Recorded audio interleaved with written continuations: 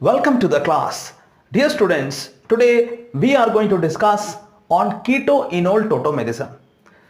The class has been divided into 5 sections. In the first section, we will see what is tautomerism and we will compare tautomerism with functional isomerism, how it is different from functional isomerism. We will also see features of tautomerism in this section. In the second section, we will discuss specifically on Keto-Enol Tautomerism and its examples. In the third section, we will compare the stability of keto and enol tautomers. In the fourth section, we will see the evidence that support Keto-Enol Tautomerism as well as the evidence of a dynamic equilibrium between them. And lastly, in the fifth section, we will see other examples of tautomerism. So let us start the class tautomerism. For understanding tautomerism, we have to understand what is functional isomers. So let us see what is functional isomers. Functional isomers, they are compounds of same molecular formula but different functional groups. Same molecular formula but different functional groups, and because they have different functional group, that leads to different structures, right? So they come under the broader category of structural isomerism. Functional isomerism, it comes under the broader category of structural isomerism. So what is functional isomerism? It is the same molecular formula, compounds having same molecular formula but having different functional groups. Look at this. The first example is acetone and alcohol. Both are having same molecular formula, C2H6O, C2H6O, but they have different functional group. This is the ether and this is your alcohol. So they belong to different class of compounds. Look at the second example. This is an acetone and this is acetaldehyde. Both are having same molecular formula. The difference is this is a ketonic group and this is an aldehyde group. Correct? Now the question is, what is tautomers? What are tautomers? Tautomers are functional isomers, a special type of functional isomers which interconvert between themselves. And they coexist together in one compound in a dynamic equilibrium. So what is the difference between functional isomer and tautomer? Functional isomer has no equilibrium, right? It doesn't interconvert. Does this interconvert to this? Does this interconvert to this? No. Does it interconvert to this? Does it interconvert? No. So there is no interconversion between the isomers. But tautoisomers, they are functional isomers only. But the difference is that they interconvert between each other. So that is the difference between tautomers and functional isomers. They are functional isomers only, but the issue, the specific this thing is that they interconvert between themselves, because of which they coexist in one compound in a dynamic equilibrium. So what happens in the phenomena of existence is called as tautomerism. So what happens actually in tautomers is that there is an intramolecular migration of one atomic nuclei. Intramolecular migration. Okay, you can say relocation, okay, or you can say rearrangement, whatever word you want to use, you can use. I call it as intramolecular migration of one atomic nuclei from one position to another position. That intramolecular migration actually leads to this phenomena, which is tautomerism. Okay, and most commonly the intramolecular migration of this atomic nucleus is of a proton. This is what at most commonly what we see is a proton actually migrates. Okay, in most of the cases of tautomerism, it is a proton that migrates from one position to another, or a proton that relocates from one position to another. And because it involves the relocation of proton from one position to other or from one atom to other, that type of tautomerism is specifically referred to as prototropy. It is specifically referred to as prototropy. Yes, there are other kinds of tautomerism where H plus doesn't migrate, maybe some other atom migrates, but that is called tautomerism. But in cases where proton is migrating, it is specifically, that kind of tautomerism is specifically called as prototropy. So these are the main points of keto-enol of your tautomerism. Now let us specifically come into keto-enol tautomerism. Keto-enol tautomerism. So for that I write an example so that we can better understand what is keto-enol tautomerism. So this is the keto and this is enol form. This is the enol. So this is the keto and this is the enol. Let me remind you that enol is structurally related to alcohol. Okay, enol is not completely a pure alcohol, it is structurally related to alcohol. Functional groups in which the OH is attached to a vinylic carbon is called as enol. Okay, so that makes it a enol. Okay, not an alcohol. Okay, specifically you can, the apt name is enol. So this is a keto-enol tautomerism. Here keto is the functional group, here it is enol the functional group. So they interconvert between themselves. That is why tautomerism, keto-enol tautomerism. And there is a dynamic equilibrium set. Correct? Now it is shown, the first point of keto-enol tautomerism is shown by compounds that have carbonyl group. Aldehyde ketones, they have carbonyl group. So it is most probably shown by aldehyde group and ketone group. They will show this reaction, they will show this interconversion at room temperature. Number two, what does it involve? It involves intramolecular migration. Intramolecular migration. Is it taking place? Yes. Shall I show it to you? Fine. See, look at this. This is negative, right? This will pull the electron pair. When it pulls the electron pair H, it goes and attaches here and this pair comes here. And that's how we get enol. So there is an intramolecular migration. And migration of what takes place? H takes place. Migration of H plus takes place. So therefore this type of tautomerism is called as prototropy. Right? Prototropy. So intramolecular migration of hydrogen takes place. From which? From alpha carbon atom to carbonyl oxygen. To carbonyl oxygen. So this is keto-enol tautomerism. Okay, so what we have seen here in keto-enol tautomerism, let me remind you, it is shown by aldehyde and ketone, and two, it is involving intramolecular migration of hydrogen atom from alpha carbon atom to carbonyl oxygen. Fine. Now because it involves H plus transfer, because intramolecular migration of H plus is involved, this type of tautomerism is called as prototropy. And we have also said what is keto and enol group. Fine. Now let us give some examples of keto-enol tautomerism. Let us see some examples of keto-enol tautomerism. My first example is the simplest one, which is acetone. Let us see acetone. So this is acetone, right? This is the keto and this is the enol that I am going to make. So that is the enol form of acetone.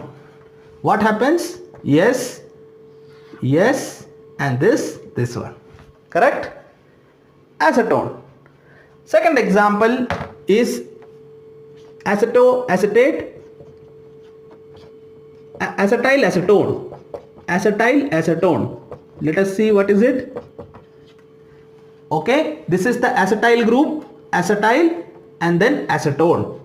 Okay, acetyl acetone. Fine, let us see how it shows keto-enol tautomerism. Fine. So this is the keto form and this is the enol form, right? This happens, here H is there, it goes here and this pair would come here. So that's how we get the enol form. Let's look at third example. Third example, let us see this one. Okay, this is ethyl acetoacetate. Okay, ethyl acetoacetate. Ethyl acetoacetate. Fine. Now this also goes for keto-enol tautomerism.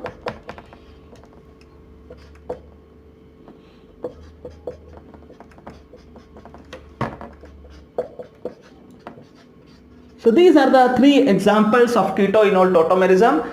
This is the acetone. Acetone shows keto-enol tautomerism. This is the keto, this is the enol form. This is acetyl acetone, which shows keto-enol tautomerism, and this is ethyl acetoacetate, which also shows its conversion to the enol form in a dynamic equilibrium.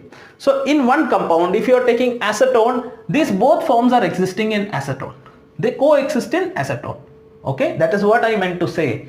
Okay, so now the second section is over. Here we have discussed keto-enol tautomerism and also we have seen the examples of keto-enol tautomerism. Now let us understand, let us compare the stability of the keto group with the enol group. Which is more stable? Let us try to understand that. So for that I am taking the general structure of the keto.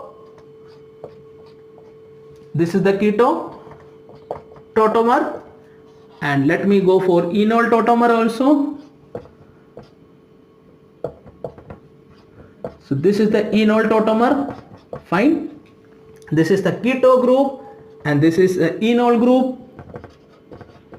Which is more found? What is the proportion? So spectral analysis, they say that spectral analysis, it proves that 76% of no aldehyde or ketone is in keto form and it is only 24% that is present in the enol form. That is what spectral analysis say to us. This only indicates that keto is more stable. Keto is thermodynamically more stable than enol, right? It only indicates that the keto group is more stable, thermodynamically more stable, and its formation is more favored than enol group. And why is it more stable? That is the question. Why is it more stable? This is only because the carbon double bond is much stronger than carbon-carbon double bond. Why? Because the carbon-oxygen double bond is much stronger and therefore it is much stable than carbon-carbon double bond, which is weaker and less stable and therefore more reactive. Okay, so this is much stable. So let us now quantitatively try to identify what is the difference in the stability. Okay, for this, see, let us try to determine the bond dissociation energy, okay, of keto group and as well as enol group, and then we will compare the bond dissociation energy. The bond dissociation energy will give us an idea of how much energy would have been required to form that group, correct? So let us now determine the bond dissociation energy. It is for carbon double bond O. If you are breaking this bond, then you get 735 kilojoule per mole of energy. Okay. Now if you are breaking the carbon-carbon bond, here 370 kilojoule mole of energy you will get. If you are breaking the carbon-hydrogen bond, then you will get 400 kilojoule per mole of energy. Let us see for enol group what are the bonds. Yes, the first and most important is carbon-carbon double bond, which has been formed when it converted to enol form. So if carbon-carbon double bond is broken, then 611 kilojoule per mole of energy is required. Bond dissociation energy is this much. If carbon-oxygen This one, if this is broken, then how much energy is required? 380 kilojoule mole of energy is required. If oxygen hydrogen bond is broken, that is a third bond, then 426 kilojoule per mole of energy is required. Let us now total it and see how much we are getting. Here it is 1417 kilojoule per mole of energy, and here it is 1505 kilojoule per mole of energy. The delta H, that is a difference, is 1505 minus 1417, that would be 88 kilojoule per mole. Dear students, if you are, this is constant for both of them, so that is why I have not calculated. It doesn't, it is because it is constant, it doesn't matter. Okay, what matters actually is this, because these bonds are actually formed and broken, correct, in keto and enol. From here only it is important, right? So that is why I have taken energy bond dissociation energies of these bonds. So if you are breaking this bond, this much energy. If you are breaking this bond, this much energy. If you are breaking carbon hydrogen, this much energy. So the total energy that is required to break the keto form is 1505. Okay, and the total energy to break the enol form is 1417. So that means the total energy that was required in the formation, that was released in the formation of the keto group, is 1505. And the total energy that was released in the formation of the enol group was 1417. So therefore this is thermodynamically, it is having lesser energy because it has released more energy into the system. So it is thermodynamically having lesser energy, and it is thermodynamically much stable than enol form. And in what energy it is stable? It is stable by 88 kilojoule per mole of energy. That means the keto group is much stable than the enol group, thermodynamically much stable than the enol group by 88 kilojoule per mole of energy. As keto group is as thermodynamically lesser energy because it has released more energy into the system, okay, that is 88 kilojoule per mole more energy than the enol group. Therefore the keto group is thermodynamically much stable, and therefore its formation is much favored. Therefore spectral analysis say the correct thing, right? That is keto group is 76% and enol group is 24% in if you take a aldehyde or a ketone. They coexist, but the coexistence is in this proportion. Dear students, we have completed the third section of our topic. Now let us go for the fourth section of this topic, evidence that support keto-enol tautomerism. Evidence that support keto-enol tautomerism. Let us see whether it exists, whether it really exists. Evidence for tautomerism, for keto-enol, this thing, whether there is keto and enol group in same compound. So we are going to prove it. For this I take this as example.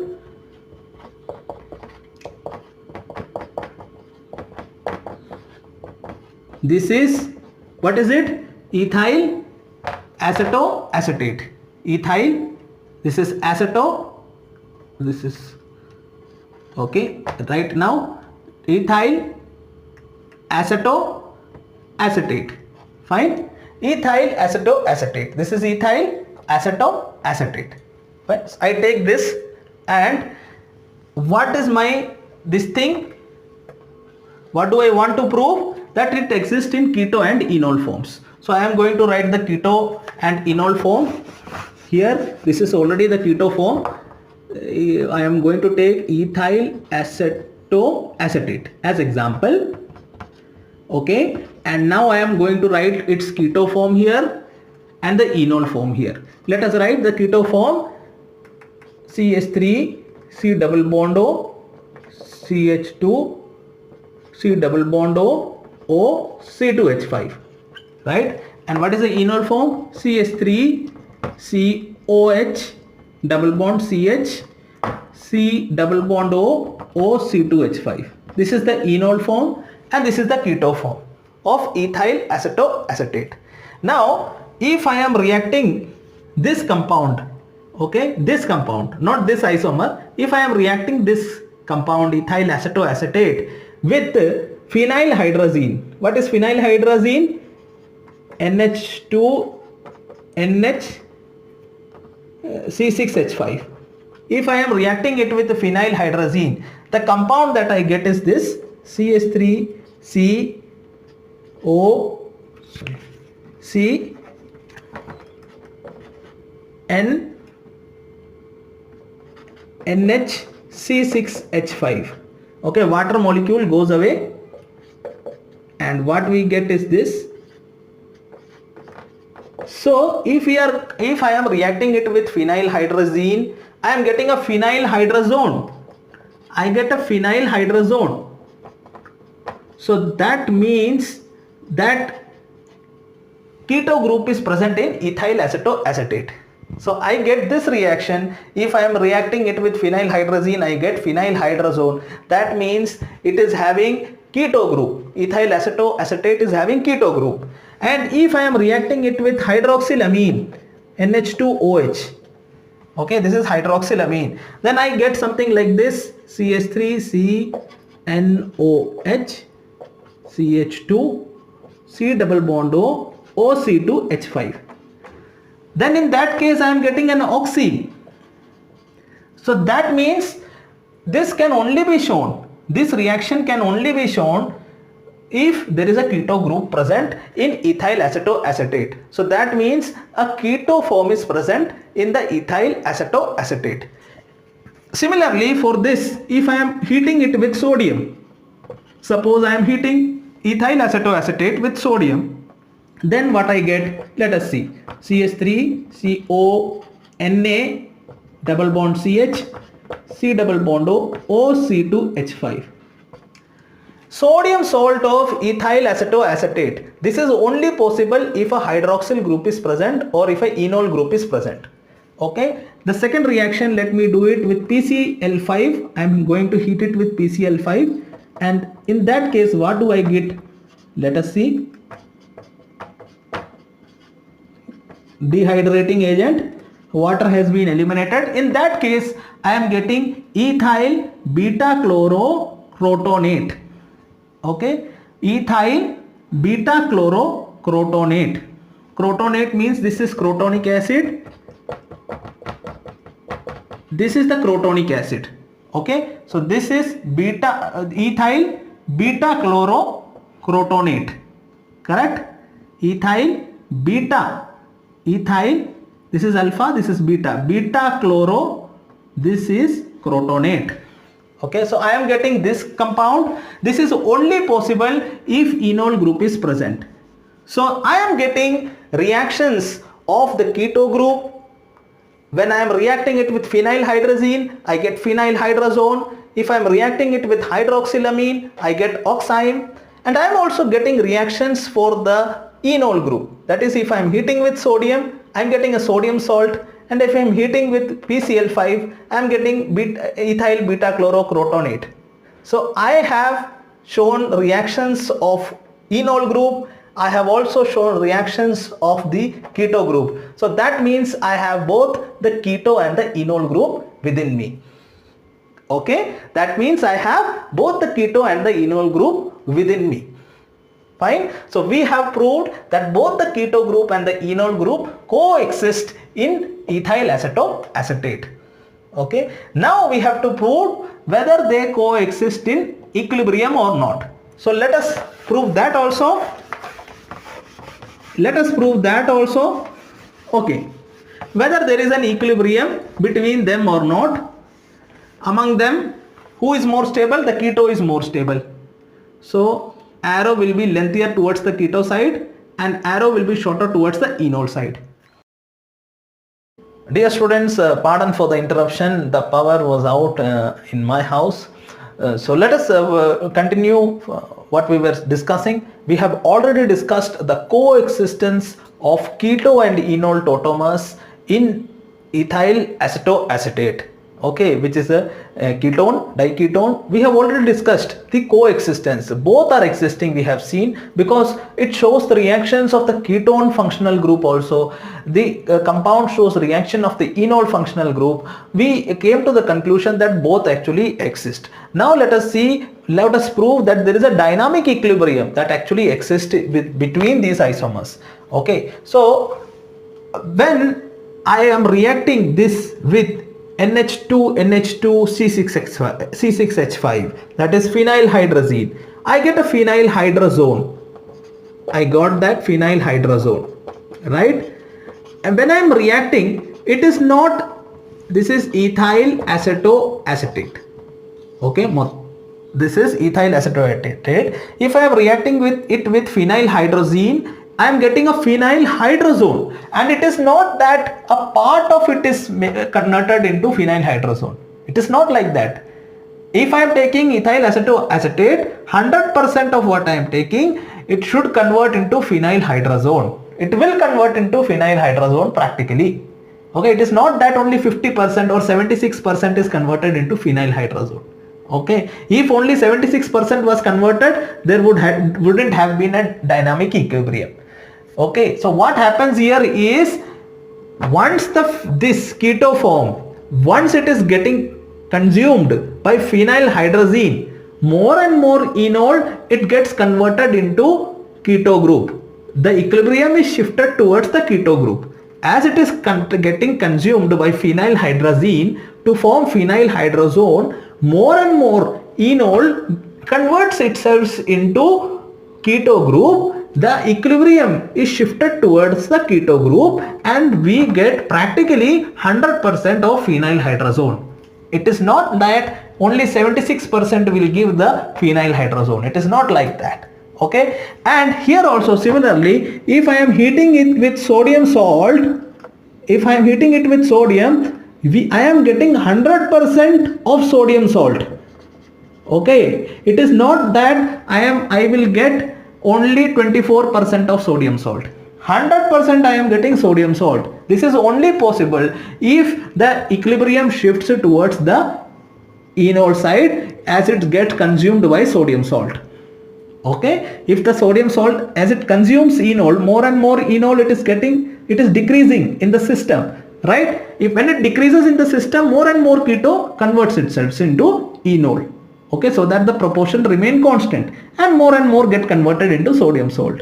So that is like ethyl acetoacetate, it behaves as one compound at one time. That is what I wanted to say. It behaves as one compound at one time. When it is showing reaction of keto group, it completely behaves like a keto group, and when it shows reaction of an enol group, it completely behaves like an enol group. Okay, and yield is not affected. Okay, 100% of it is acting as enol group, 100% of it is acting as enol group, right? This is only possible if a dynamic equilibrium is set between the two. So these are the evidence, or two evidence. First, we have seen that they coexist. They show reactions of two class of compounds, that is two class of compounds actually coexist in ethyl acetoacetate. Then we have seen that when it shows reaction, it shows reaction as if it is one compound only. Okay, as if it is having only one group. This is only possible if a dynamic equilibrium is set between the two. So that completes the fourth part of our video, which is evidence supporting keto-enol tautomerism and evidence supporting dynamic equilibrium. Now let us go to the fifth section, other examples of tautomers. We have other examples of tautomers. Consider this example. So this example, okay, this is acetamide, correct? It also shows tautomerism. This is imide. Okay, acetamide is a functional group where OH has been replaced by NH2, and imide is a functional group where OH is attached to carbon, which is attached to nitrogen by double bond. So amide, imide, tautomerism. A similar tautomerism, amide, imide, this is amide and this is imide. amide-imide tautomerism. A related tautomerism is lactam-lactim tautomerism. So this is the lactam and this is the lactim.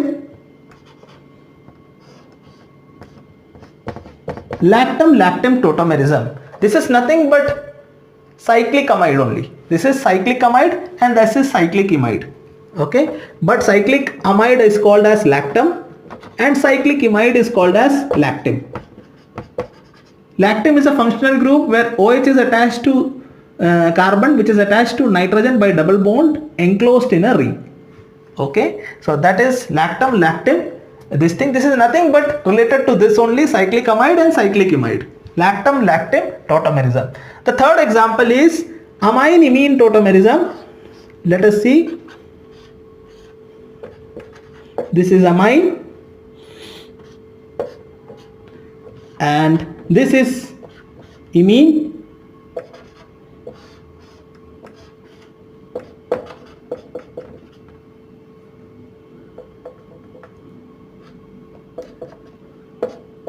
This is amine, this is imine. Imine is a functional group where carbon is attached to nitrogen by double bond. Carbon is attached to nitrogen by double bond. So this is an imine functional group and this is an amine functional group. So these are all other kinds of tautomerism, but the most important that we have discussed already is the keto-enol tautomerism. Dear students, I hope you have liked the class. Your small support of subscribing the channel would be a great encouragement for me. Please do support and do share and like the video. Thank you very much.